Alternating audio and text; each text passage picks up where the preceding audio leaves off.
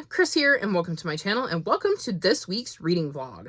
So this is going to be an 8-day vlog to kind of wrap up September, because everything's been a little off this month with timing, because the Final Book support group was the 2nd through the 8th, so I tacked the 1st on to my last vlog from August. So I think the best way to do this is to tack the 30th on to this week, and just give you an 8-day vlog to wrap up the month. So here's where I'm at. I have 8 days left in the month of September. I almost said November. It's not November quite yet. To finish my Phase 10 TBR, I need to read The Murder of Roger Ackroyd, which I do not have right now because it's still at the library, but hopefully I will have that tomorrow. And I need to finish Ship of Destiny, and I'm on page 60. I think this is doable. I will be taking a reward unless something crazy happens, but I feel like I can absolutely make this happen, because The Murder of Roger Ackroyd should be an easy read, and this one will eventually hook me, even though I am feeling a little bit slumpy. As for what else I have to read The Lost Prophet. The prompt I am doing that is easiest for me to do for Sufferthon is Ren's, and that is to read a book from a previous TBR that you didn't get to. Or basically to finish a previous TBR. And I have, whether I did it in the month or not, finished every book that I have picked for a TBR for Phase 10 this year. So every book I've put on a Phase 10 TBR from January through August, I have read. I might not have read it in the month I picked it, but I've read. So I went back through readathon TBRs, and the first readathon TBR I found that I hadn't completed my TBR for was Queer Lit Readathon, and the only book I have left for that is The Lost Prophet. So that's going to be a goal. And apparently when I was looking at the audiobook, it was on sale. And I'm not willing to spend a credit on it, because I know it's not a book that I could foresee myself rereading. So we're going to read the ebook and see how that goes. Little nervous, not going to lie, because it's like 600 pages and I struggle with ebooks. Speaking of that, I have the second book in the Stationery Shop Mystery Series, and I only have access to the ebook of that. I might have the audiobook too, so I might be able to listen to that one, but I don't know that I know the series well enough on book 2 to do it without reading along or forcing myself to focus, so that's going to be interesting. I also have the Eye of Ra, which is my Buzzwordathon pick, and I have my nonfiction, which is, I think it's something like This Is What I Mean When I Say I'm Autistic. So lots of ebook reading apparently this week. In addition to that, I have Murder in Black Tie, which is the 4th book, I believe, in, yes, book 4 in the High Society Lady Detective series, which is definitely a priority this week, of the books I have left. I have The Beast, which came out of my TBR jar, but I know is spooky. She is probably one of the least important books on my TBR, because if it rolls over to October, that's not the worst thing in the world, because it's going to give me spooky vibes. In that same vein, I have Skullcat and the Curious Castle, which is a graphic novel, so I could probably bang it out, but also will be the last priority because it is a spooky book. So if it's got to roll over, I'm good with that. I have The Good Thieves by Catherine Rundell, and I think this is historical fiction. Yes. I don't really know much more about it. I don't remember why I requested this from the library when I did, but there must have been a reason I decided I was going to read it in September, so here we are. And then I have Husbands and Lovers, which I'm surprised I haven't read yet, because at one point it was overdue from the library, but then I guess somebody got a different copy or canceled their request, so I was able to renew it, so I did. I think that's everything I have left on my TBR for the month. And I believe I need to read like 490 pages a day to read all of that, unless I'm forgetting something. So we're going to see how it goes. That's kind of my plan for this week. Nothing too crazy, but we're going to see how much of it I can actually get through. That's going to be the goal, with the main goal being to finish The Lost Prophet finally, to read Ship of Destiny, and to read The Murders of Roger Ackroyd, because those are the big 3. I should mention, last week I read, where is it? Survivors, Tales from the Pack, which means I finished my phase out TBR, like everything, not just the phase, but like the whole thing. So Sufferthon definitely helped with that because 1 week, that's all I read was books off of that TBR. So it definitely helped me get through that. I might have done better if I had picked my Phase 10 TBR, but we'll never know now, will we? Because we can't go back in time and change it now. Anywho, I also have a lot of filming and editing to do, which is going to cut into my reading time because I'm doing Spookopalathon. So I have to roll for that. So I have at least 5 books for that, and I have no idea what they're going to be, and we'll see if I can fit them into what I already plan to read. I obviously have to film Phase 10. I'm doing TBR Harvest, and this has 3 different ways you can kind of play along, and it's all rather chill. So you can escape, I believe it's like a haunted house, and there's a couple paths you can take, some of which are easier than others and require less books. You can go trick-or-treating, and there's 20 prompts, and you're just trying to see how many of the trick and treats you can collect. So I will be loosely doing that one with the idea of I'm going to read what I want to read and see how many of those prompts I actually hit. I'm also going to see if I can escape the haunted house with the same method of I know what the prompts are, and I'm going to see what books I read that fit the prompts and see if I manage to escape the house. The last one is a core maze, and one of the things you can do in the core maze is collect the black kitties. Can you see why I picked this one? So at some point, I have to sit down, film with the board, because you roll and go through the board, and kind of see which prompts I get, pick books for them, and then see if I can collect all the black cats in the month of October. So that's what I'm doing. And then the last one I'm doing is Fabelin. And this is a D&D style readathon, and prompts will be dropped throughout the month. So it's another month where I'm going in blind.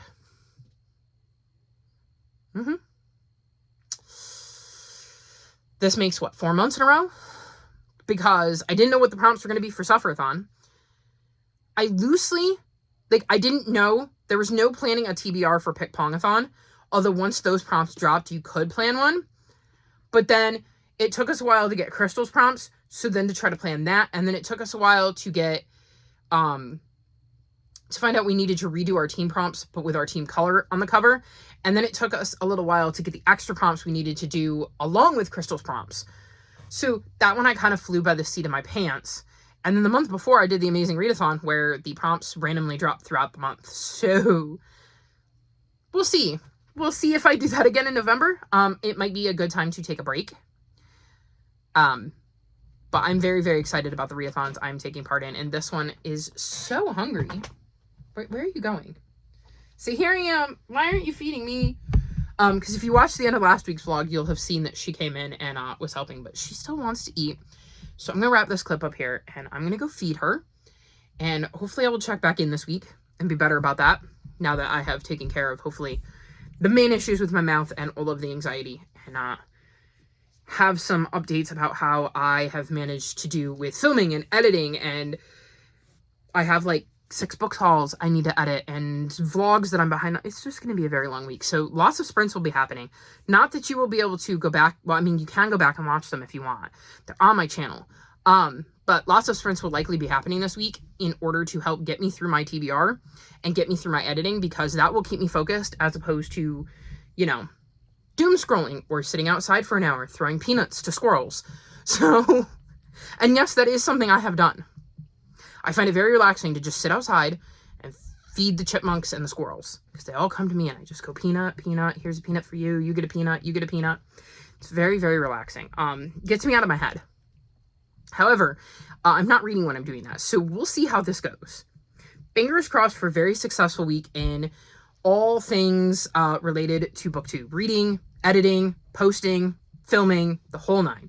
And I'll check back in with you hopefully in a couple days to give you an update. And I'll have some good news for you.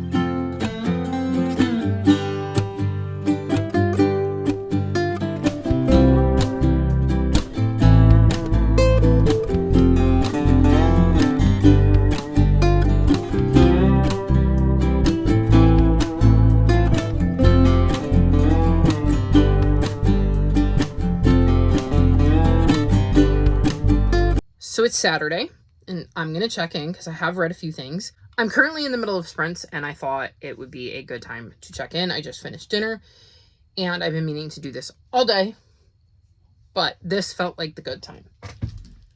So, I'm currently in the midst of 2 books. The first is Murder in Black Tie. I'm on page 93. This follows Olive, and in this one, we're in November of 1923, and Olive gets invited to a Black Hall event. And when somebody turns up dead, her cousin becomes the main suspect. So she's going to be investigating, obviously, to prove her cousin didn't do it. I'm enjoying this one so far. I think this one so far might be my favorite, but we'll see. I believe I've only just gotten into like the discovery of the body and the beginning of the mystery. So that's where I'm at in that one.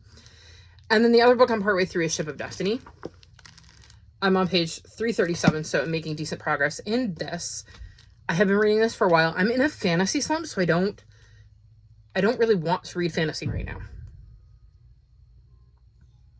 So that is part of why I have been struggling with this, because I don't want to read fantasy. It's not that I'm not enjoying it. Like, when I'm reading it, I am enjoying it. I'm just struggling to have the desire to pick it up, and it's really easy to put down and walk away from, which is no fault of the book.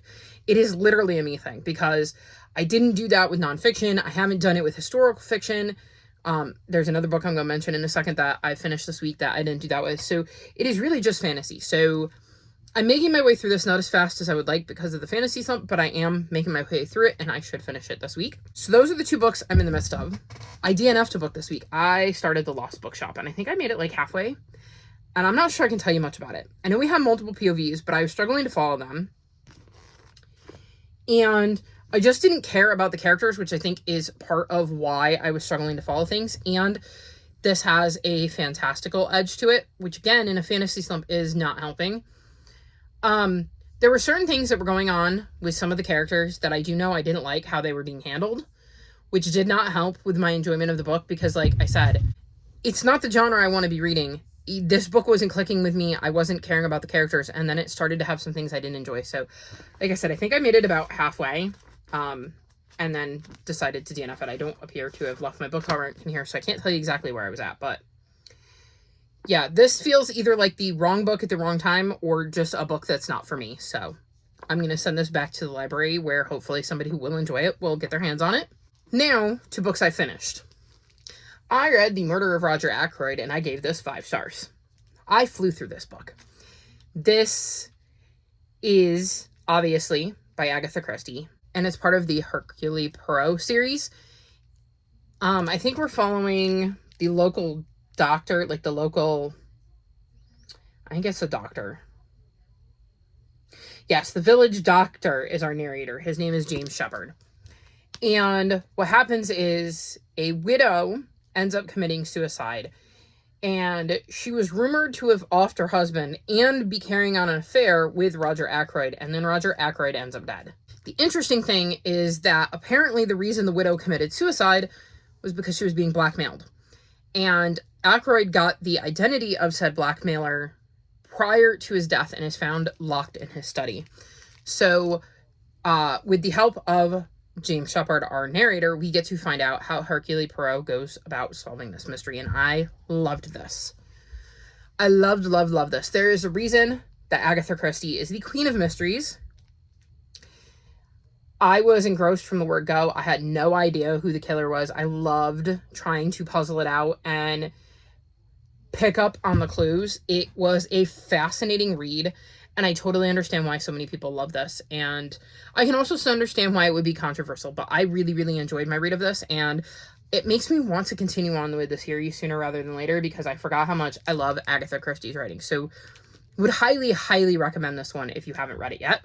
Then I finished For Letter or Worse, which is the second book in the Stationery Shop mystery series, and I gave this book 3.5 stars. So this follows Delta, who in the first book moves to Tundish to help a friend with her stationery shop. And the friend's brother ends up being the main suspect in the murder of the first book.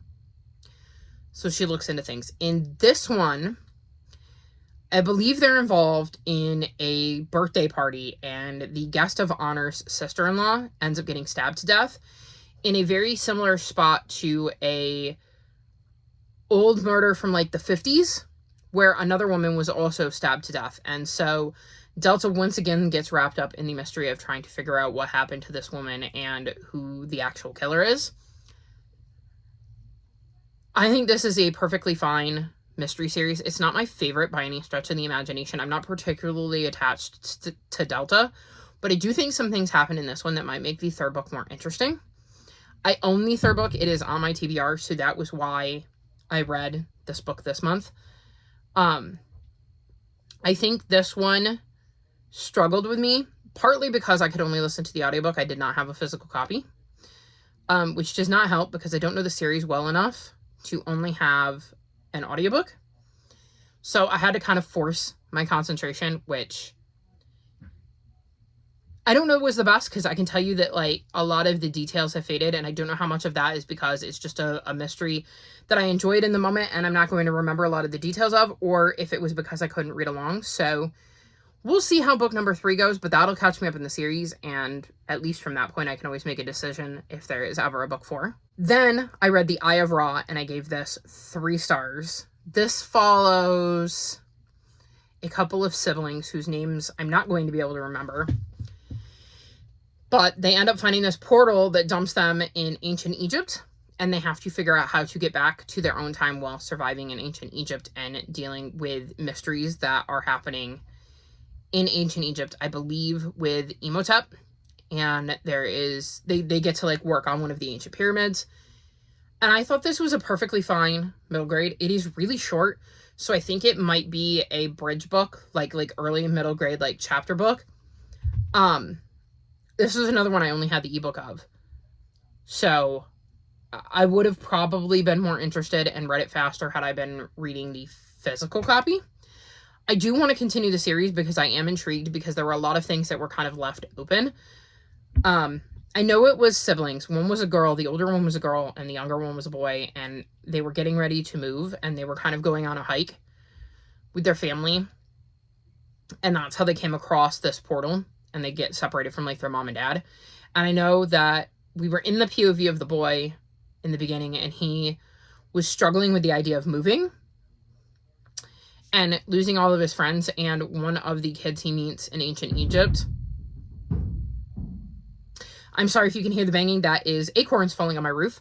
One of the kids he meets in ancient Egypt will be moving after the completion of the pyramids and is also struggling, so it was interesting to kind of see the bridge between those. And I don't know, it was a quick little interesting middle grade. It's not like a new favorite series or anything. It probably won't be something I pick up unless it comes out of my TBR jar, but it is definitely something I would be willing to at least consider right now reading at some point in the future. And I think it would be a good book for a middle grader who is into ancient Egypt. I think as a middle grader, I would have really enjoyed that because I was really into ancient Egypt at the time. So I think this would have been a really good book for me at the appropriate age. Me as an adult, less so.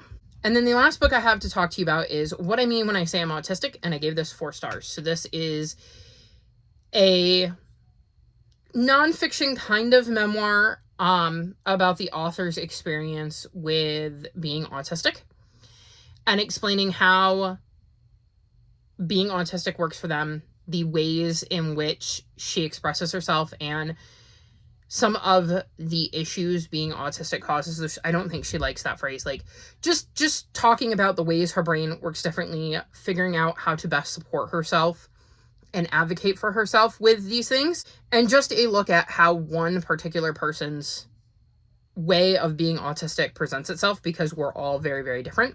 I thought this was another perfectly fine book. It was interesting seeing how her brain works as an autistic compared to my brain and the similarities and differences that we have. But I also think it had some good ideas of how to kind of advocate for yourself and explain things in a way that maybe a neurotypical brain could understand, or explain things to somebody who isn't autistic on how they can best support you, and how, even if you're not the same as the author, just the ways you can ask for help and how one would go about doing that. So I thought it was an interesting read. Again, it's another one that I might have enjoyed more had I had it physically. So that's been my week so far. I have managed to post 3 TBRs, Spookopolython, TBR Harvest, and my Phase 10 TBR. So I've gotten that out of the way.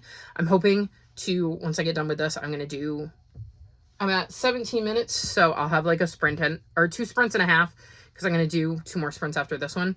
And I'm going to see how much I can get edited in that. I'm hoping to finally edit my Final Book Support Group blog from this month, which was the 2nd through the 8th, and we're on the 28th, so I'm just a wee bit behind. And then if I have time, I'm going to edit my March book haul, because we're in September, and it makes sense that I'm still working on March, right? Anywho, that's been my week so far. Hopefully, I will be able to tell you all about Ship of Destiny when I wrap this up. And obviously, Murder in Black Tie. And then I have a few other books I could potentially get to. I have Husbands and Lovers. I have The Beast. What else do I got here? The Good Thieves. And I think, what's it called? Skull Cat. And The Curious Castle. Although this is probably the least important of the books I have left. Because it feels very Halloween. So if I need to bump the graphic novel, that's fine by me. I believe that's everything. I think I've caught you up on all of the stuff I've been up to. And hopefully, like I said, I will have a successful last, 50 hours of the week and get a lot of reading done.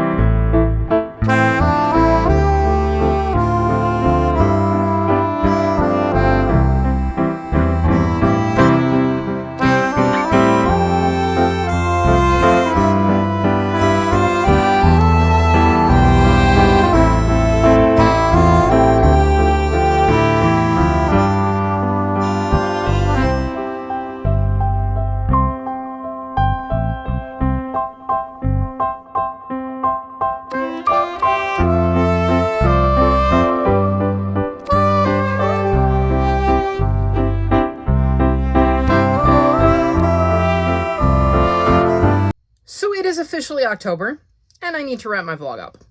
So it's actually almost a full day into October. Today has been crazy, and this is the first opportunity I've had to sit down and film and wrap this vlog up. And like I said, today has just been chaos. So let's wrap this vlog up. So I realized in the last clip, I forgot to let you know that I had decided to DNF the Lost Prophet, The Life and Times of Bayard Rustin. And this is probably a softer DNF. I was struggling to read the ebook. It was really bothering my eyes, and I have no other way to access this book right now. So while I am interested in the story, I just don't think I'm going to be able to read it on an ebook. So I have soft DNF this for now, with the hopes that I will eventually be able to get my hands on a physical copy and can go back to it. That was not the only book I have DNF'd, though. I have DNF'd Husbands and Lovers. I got to page 72. And this is a dual timeline. And in kind of current day, we follow Mallory, who's dealing with her son who does not have functioning kidneys, is not in contact with the boy's father because the boy's father doesn't even know that he has a kid. And we get to see how they ended up not being in contact and why she's never told him. And then we see Egypt in 1951, where we're following Hannah, who is a Hungarian refugee, I believe. Yes. And ends up married to a British diplomat, and they're now in Cairo, and ends up having an affair with a British spy that is working in Cairo. And so we kind of have technically 3 timelines, because we're seeing Hannah's time in Egypt, we're seeing Mallory in the present, and then we're seeing Mallory in the past and how she met Monk, her son's father, and what went wrong there. And I just struggled. I liked the start of it. It started off really good, and then it just went downhill. So in Hannah's timeline, when she starts having the affair, I didn't enjoy that because I don't particularly love when people cheat. It's not something I really gravitate toward, but I think I could have gotten over that if it wasn't for the fact that in the present day timeline, we're seeing Mallory be so reluctant to contact Monk about their son who needs kidneys. And I struggle to see a world in which, if it were my kid, there'd be any reason for me to not contact or try to at least get in touch with my son's father's family, even if I had hoped to never, no matter how bad the breakup was or whatever. So I didn't care why they broke up because I couldn't understand her motivations, and it just threw me out of it. And then to have Hannah also having this affair that I didn't like was just not for me.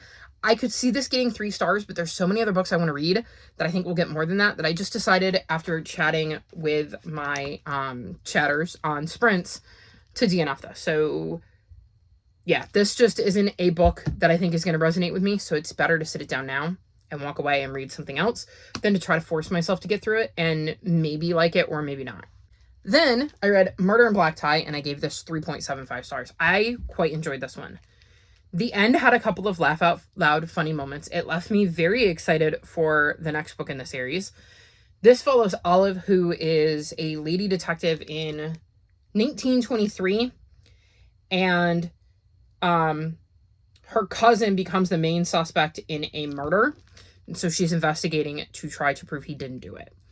And I think this might be my favorite book in the series. I don't know if my ratings will reflect that, but I enjoyed my time with this one.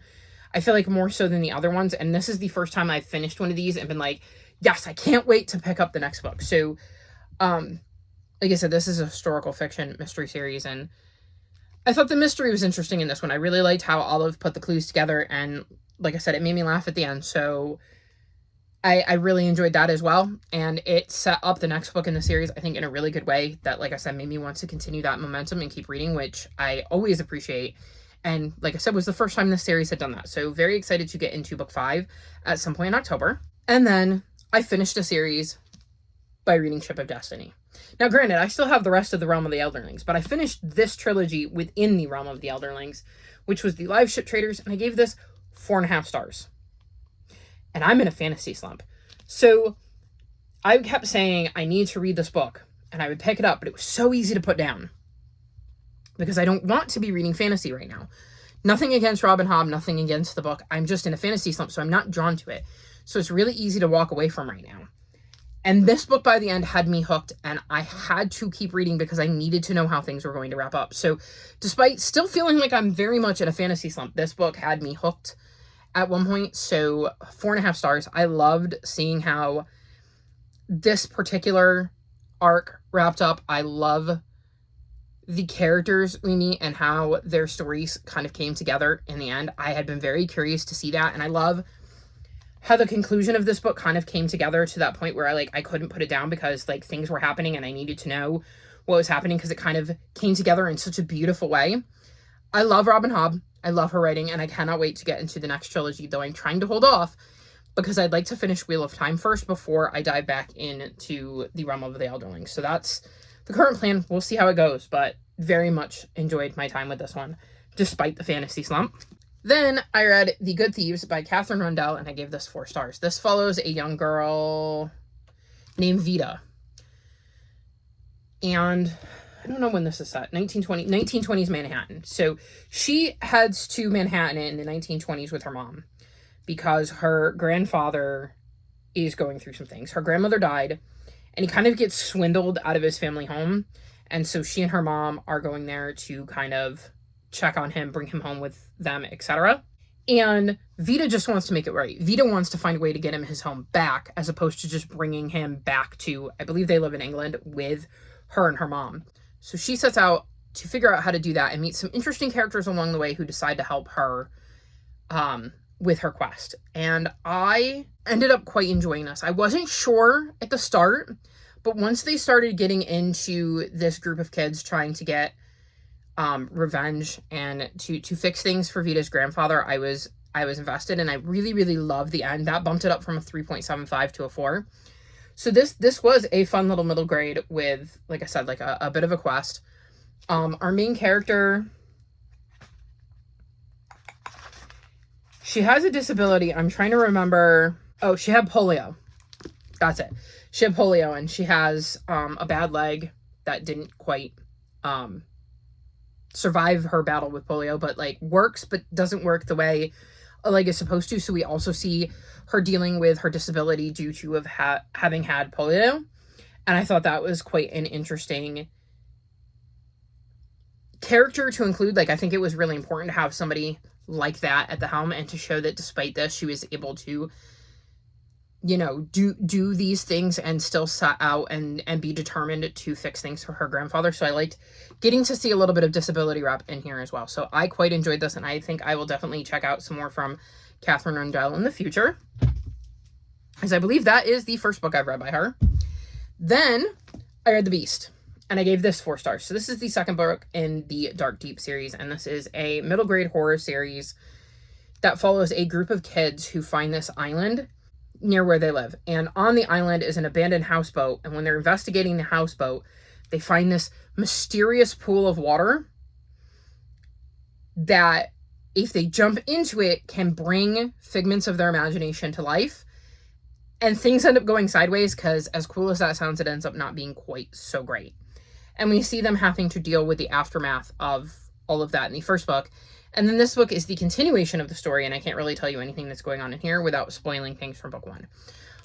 But I flew through this. I got really invested really quickly in this one, I think way quicker than I did in the first book. It definitely had some very spooky vibes. I could see how this would have scared the living daylights out of me as a child. I really liked the group of kids and how they kind of worked together, and some of the pitfalls they fell into, because there were definitely some hurdles they had to jump over, and things were not perfect. And I liked how the hurdles played into things, and how each of the characters had their own thing they kind of had to get over or to deal with in this one.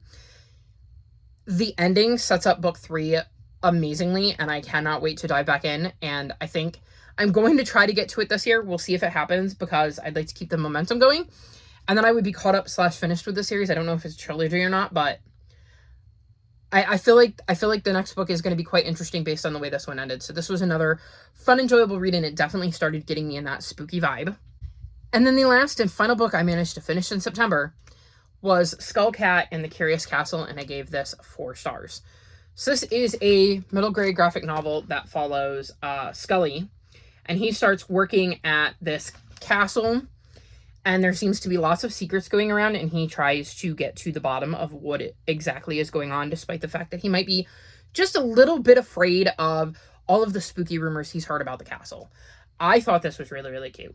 I thought Scully was a fun main character. I liked seeing him trying to figure out what was going on, because this was a whole new world to him, and so he's trying to figure out these new people he's meeting, whether the rumors he's heard are true or just stories that people have made up. I thought the art style was really cute.